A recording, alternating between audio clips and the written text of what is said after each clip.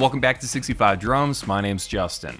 So today I'm going to be doing my full in-depth review of the ddrum Chrome Elite snare trigger. The first ddrum trigger came out in 1992, and they've been slowly making improvements, I guess, over the years since then. Currently, they have 3 lines of drum triggers. The first is the Red Shot series, which I have, and unfortunately, I did break. I made a whole video about this, but I do like it. They give you very accurate results at a very low price. The tier above that is the ddrum Pro series, which are red, and they look very similar to the triggers they were making ever since the 90s. And then jumping ahead to 2013 or 2014, they came out with their flagship line of triggers, the Chrome Elite. Now, the price difference between the Pro series and the Elite series is very minimal. It's like $10 per trigger.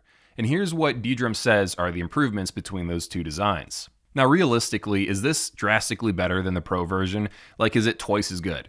I would probably have to guess no, but I can't say for sure because I don't own the Pro version and I can't put them head to head. All I can tell you is that the trigger accuracy of this is kind of in line with what you would get from a Roland RT30 line of triggers.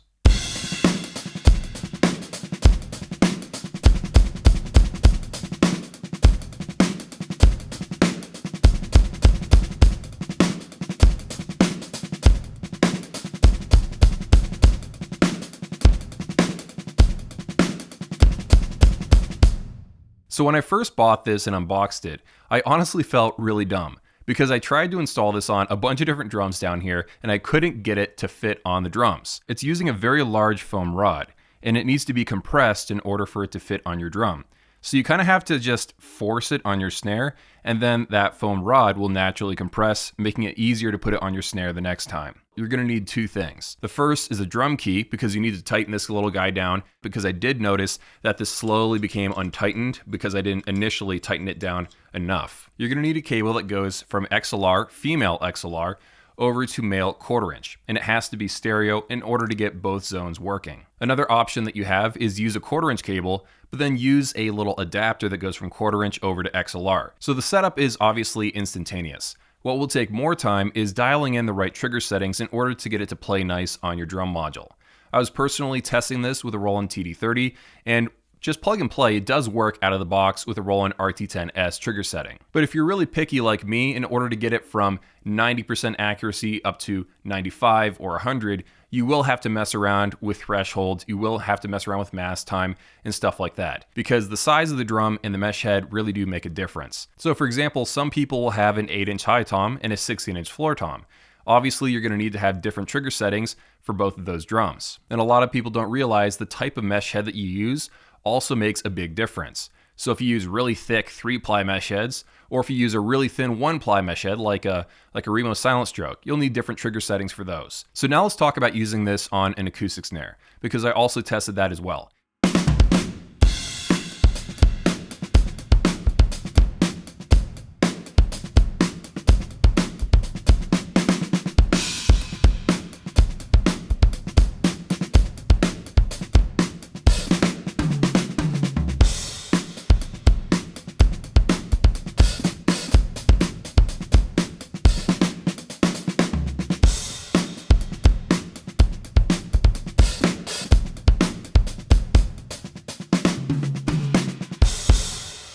When it comes to using triggers on mesh heads, you don't have to use very aggressive settings.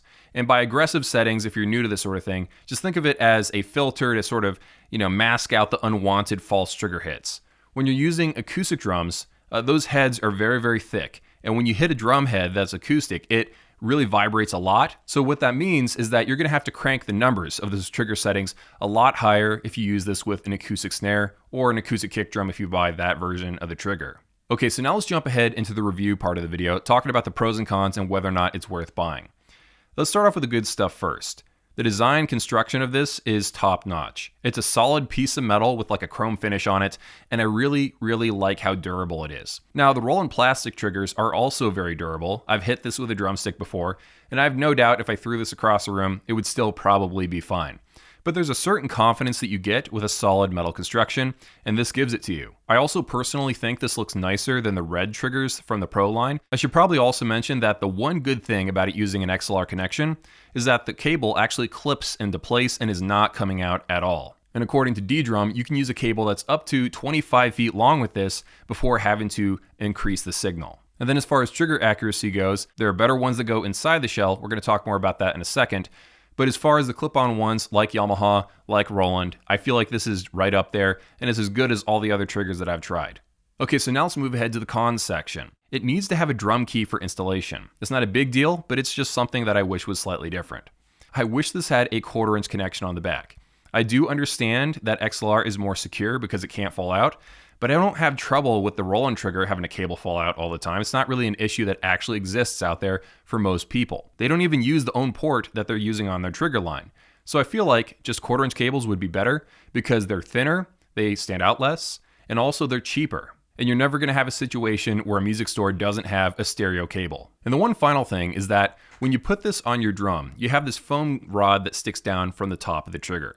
And I've noticed that it really compresses a lot after the installation, and it sort of is angled to the back of the trigger a little bit. I guess that's just what's going to happen if you install this on a drum, and it doesn't seem to affect the triggering in any sort of negative way. I just kind of like foam cones a little bit better. They've been proven to give you slightly better results. But at the end of the day, the triggering of this is pretty much on par with this. The cons really aren't that extreme, and there's really not that much that I don't like about this. At the end of the day, this is still definitely worth buying. I think it is a solid drum trigger. Okay, so let's wrap up the review with one last section.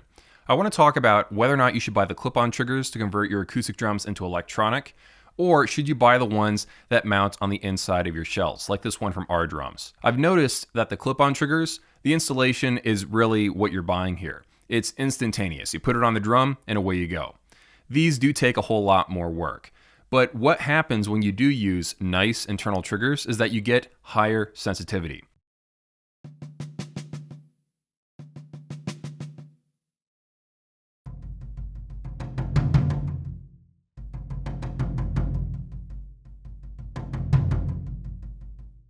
So in my experience, having an internal trigger will give you a slight sensitivity boost over the clip-on ones.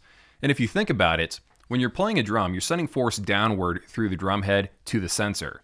Meanwhile, the clip-on trigger has to wait for that aftershock hit. Also, if you use internal triggers, depending on the design and the settings that you're using, you can get positional sensing with this sort of thing, and you can't get positional sensing with a side-mounted clip-on rim. Now, I'm not trying to say don't buy a set of these. What I'm trying to tell you is that they're great for acoustic drums if you want to have a hybrid setup, and they can be good for converting acoustic drums completely to electronic with mesh heads. But just know their limitations. They don't pick up the really, really subtle hits sometimes, and the internal ones usually are a little bit better depending on the manufacturer that you go with. All right, hope that helped. Thank you so much for watching. Have an awesome day, and I'll see you all in a few.